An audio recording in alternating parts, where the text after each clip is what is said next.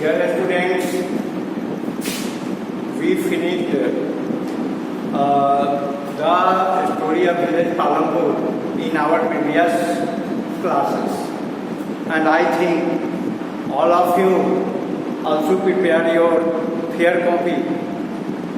और जैसा कि हमने 8th क्लास में एक इंस्ट्रक्शन दिया था कि आगे की क्लास में आपको एनसीईआरटी बुक का पैराग्राफ पढ़ना है और उसमें जो इम्पोर्टेंट पॉइंट्स हैं उससे रिलेटेड क्वेश्चन पढ़कर और उसको वहीं उसका सॉल्यूशन करना है। और ऐसे में आई थिंक कि एक पैराग्राफ में 4-5 क्वेश्चन जरूर बनते हैं, और इस तरह से यदि आप अपने फेयर की कॉपी को कंप्लीट करते हैं तो ऐसा कोई क्वेश्चन नहीं बचेगा उस चैप्टर में जिसका आप आंसर न जानते हो। और हमने जो पिछले 3 क्लास में the story of village Palanpur की चर्चा की उसमें बहुत सारी बातें बतलाई, और मैं समझता हूँ कि एनसीईआरटी फोल्डर का जब आप पैराग्राफ देखेंगे तो उसमें कोई कठिनाई नहीं। आज हम लोग सिविक्स पर बात करेंगे, और सिविक्स में पिछले 2 क्लास में हम बताने की कोशिश किए थे कि डेमोक्रेसी इन द वर्ल्ड, आज दुनिया में डेमोक्रेसी की स्थिति क्या है, और उसके अलावा आज हम लोग यही 5 मेन पॉइंट है उस पर हम एक दृष्टि डालेंगे क्या कि डेमोक्रेसी की स्थिति वर्तमान में क्या है। बताइए कि democracy in the world, why do not other form of the government in the world? It is very clear है कि सरकार के जो विभिन्न रूप हैं उससे जनता संतुष्ट नहीं, क्योंकि मिलिट्री रूल में political equality, social equality and social justice का सर्वथा अभाव है। और वैसे कंट्री जहाँ पर डेमोक्रेसी है वहाँ इन 3 चीज़ों को कहीं ना कहीं शामिल किया गया है। इसीलिए आज दुनिया के 212 देशों में से लगभग 171 ऐसे कंट्री हैं जो किसी न किसी रूप में डेमोक्रेसी अपनाने की कोशिश किए हैं। यह बात अलग है कि पूर्णतः डेमोक्रेसी वहाँ स्थापित नहीं हो पाई है, क्योंकि जो पुरानी व्यवस्था है इस नई व्यवस्था को आने में देने में बाधा उत्पन्न करती है। फिर भी जनता की लहर को कोई रोक नहीं सकता। ये जनता की जो लहर है यह समुद्र वेव होता है, सी वेव होता है, और जनता के मन में यदि एक बार बात बैठ गई कि हमें बोलने की स्वतंत्रता होनी चाहिए, विचार व्यक्त करने की स्वतंत्रता होनी चाहिए, तो इसके लिए डेमोक्रेसी ही एक ऐसी व्यवस्था है जहां ये चीज उपलब्ध हो सकता है। अब हम लोग बात करेंगे the changing map of the democracy. Changing map of the democracy, first world war 1940 to 1980 and second world war 1939 to 1945। 1914 to 1918 यह प्रथम विश्व युद्ध, फर्स्ट वर्ल्ड वार का समय था, और ऐसे में मित्र राष्ट्रों की जीत हुई और केंद्रीय शक्ति की हार हुई। लेकिन हारा हुआ देश अंदर ही अंदर सुलगता रहा, क्योंकि उस पर बहुत सारे प्रतिबंध लगा दिए गए थे। और इसका दूसरा परिणाम देखने को मिला सेकेंड वर्ल्ड वार में। सेकेंड वर्ल्ड वार में दुनिया का पॉलिटिकल मैप ही बदल गया। हारे हुए देशों का यूरोपीय देशों ने बंदरबांट कर लिया। यूरोपीय देश बहुत ऐसे थे जहां कम्युनिज्म अपनाया गया, और बहुत ऐसे यूरोपियन कंट्री थे जहां कैपिटलिज्म अपनाया गया, और दोनों अलग अलग विचारधारा मानी जाती है। दोनों एक दूसरे के पैरेलल नहीं हैं, दोनों एक दूसरे के अपोजिट हैं। ऐसे में दुनिया का पॉलिटिकल मैप बदल गया, और जो जीते हुए प्रदेश थे, जीते हुए कंट्री थे, वह उन हारे हुए कंट्री को के विभिन्न पार्ट को, विभिन्न हिस्से को अपने में मिलाता चला गया, और इस प्रकार से पॉलिटिकल एक चेंजिंग आया। Non democratic international organisation.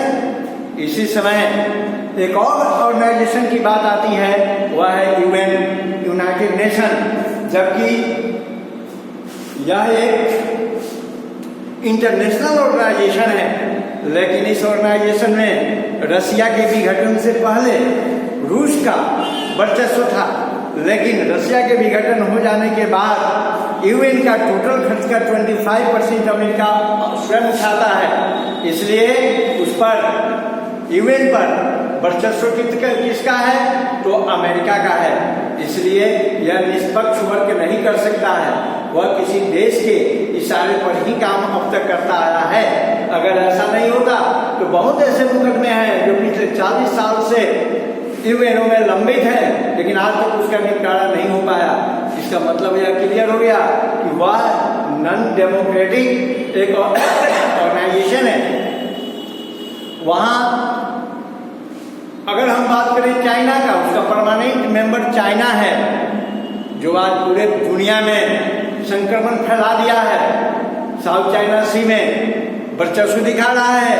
उसके बाद भी इंटरनेशनल ऑर्गेनाइजेशन में उसकी अस्थायी सदस्यता है। तो क्या ऐसे देश से कुछ यह दुनिया क्या उम्मीद कर सकती है जो दुनिया को खा जाने पर ही तुला हुआ है? इसलिए इसको हम नॉन डेमोक्रेटिक के अंतर्गत डाल देंगे। अगर हम बात करते हैं IMF का, international monetary fund,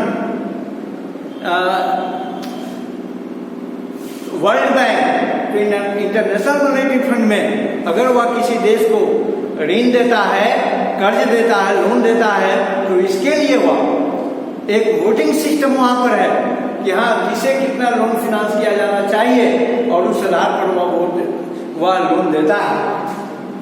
end of the colony, लगभग 20वीं शताब्दी आते आते कॉलोनी की व्यवस्था धीरे धीरे धीरे धीरे खत्म हो गई। एक समय था जब डच, फ्रांस, पुर्तगाल, स्पेन, रसिया, जर्मनी, इटली, ब्रिटेन, ये ऐसे देश एशिया और अफ्रीका के देशों को अपने अधीन रखा, वहाँ कॉलोनियाँ स्थापित की, वहाँ एक्सप्लॉयटेशन किया, वहाँ गुप्त संधियाँ की, 2 वर्ल्ड वार कराया, और सेकेंड वर्ल्ड वार के बाद जब इन शक्तियों की शक्ति कम हो गई, महाशक्तियों की शक्ति जब कम हो गई, तो धीरे धीरे यह कॉलोनी सिमटती चली गई और दुनिया के बहुत सारे देश स्वतंत्र होने लगे। उसी में हमारे देश की भी बारी है, क्योंकि प्रथम विश्व युद्ध 1945 में समाप्त होने के साथ ही 1947 में हमारा कंट्री आज़ाद हो गया, और आज़ादी के बाद हमारे यहाँ डेमोक्रेसी अपनाई गई। क्योंकि हमारा देश ब्रिटेन के अधीन रहा, इसलिए पार्लियामेंट्री सिस्टम के बारे में यह भली भांति परिचित था, और इसको पता था कि डेमोक्रेसी ही भारत के लिए सबसे ज़्यादा सुटेबल एक अच्छा फॉर्म ऑफ गवर्नमेंट हो सकता है, इसलिए यहाँ पर डेमोक्रेसी अपनाई गई।